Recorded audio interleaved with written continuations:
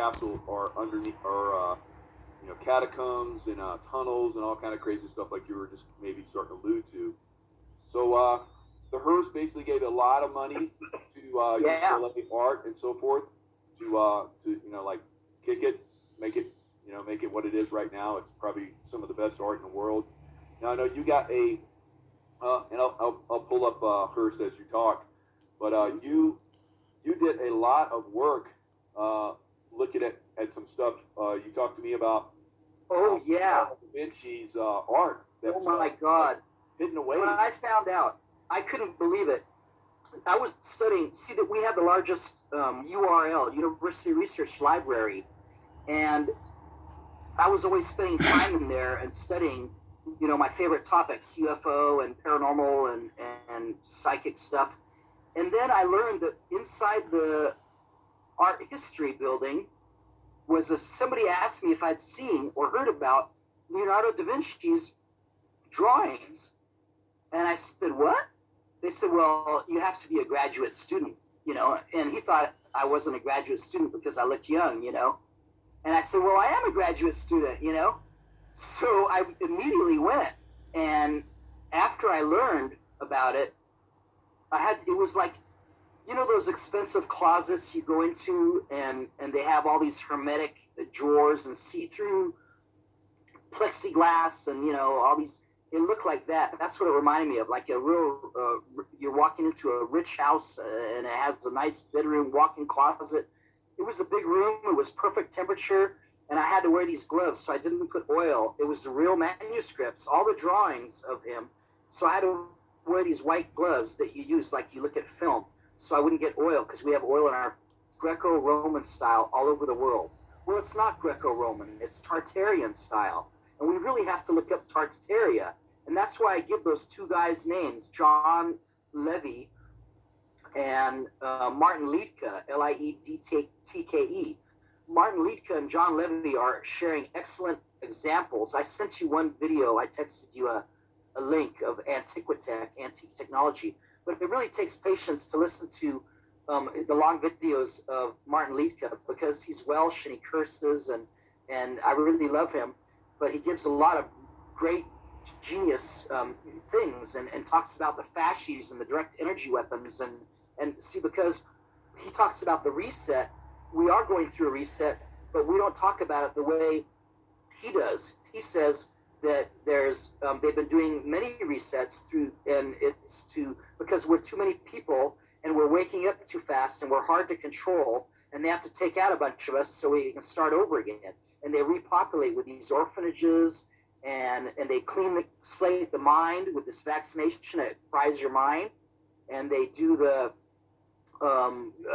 asteroids and comets come, and mud floods happen, and so all these things happen each time, and you can look in the stratification and the mud floods and how, see, our Capitol buildings, we're building doors into the second floor window, and because it's buried, the first story is buried, and all over the world you can dig out. See, I always thought that they made these buildings like Petra and the Ajunta caves, and I thought they carved them out of the mountain.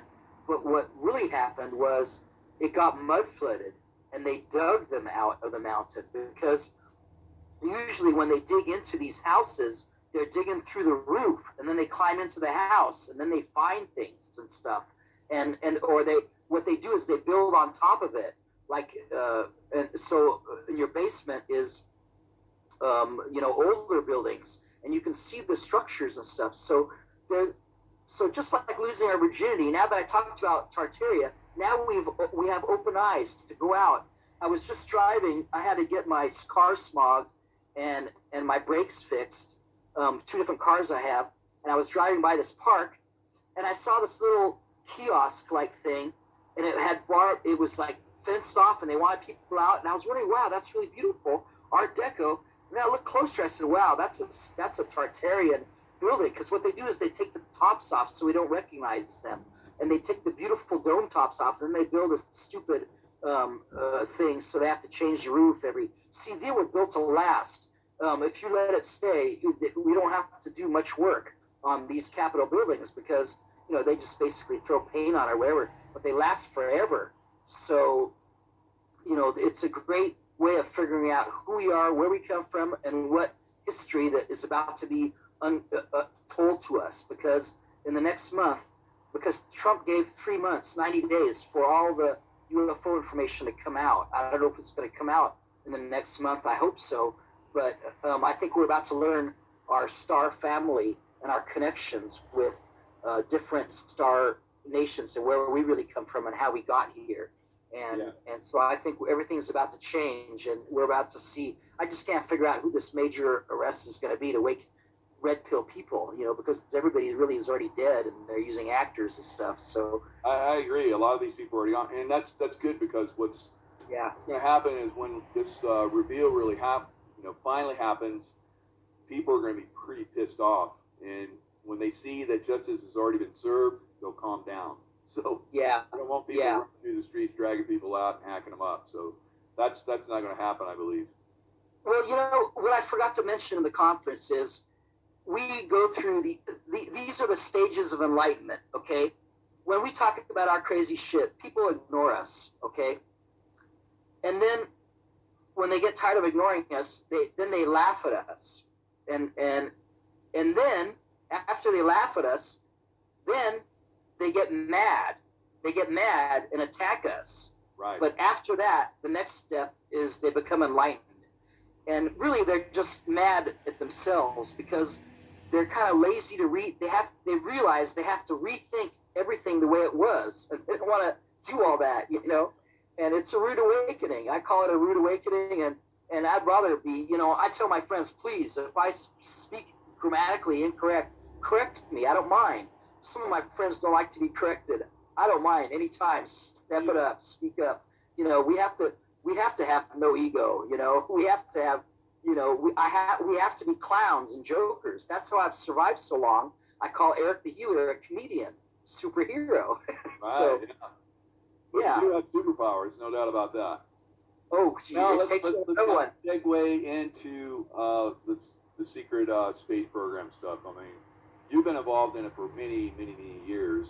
It's kind of like, I would say, for the last 5 years, it's like I got poked awake, by many people.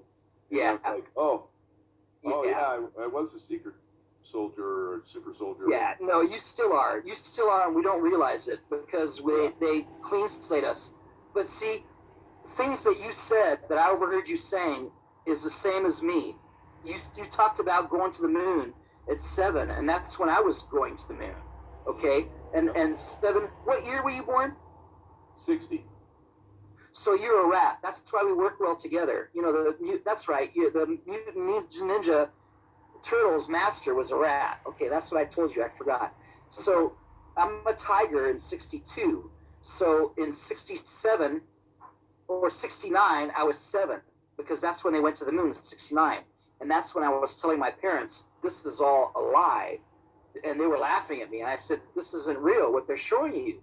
And I told them I was there. I saw how it is. It's not like this. They're lying. This is fake. And they laughed at me. Man, that's incredible. And they told me, and they were laughing at me like I'm crazy or something, And then I said that I was flying, and they said, okay, show us.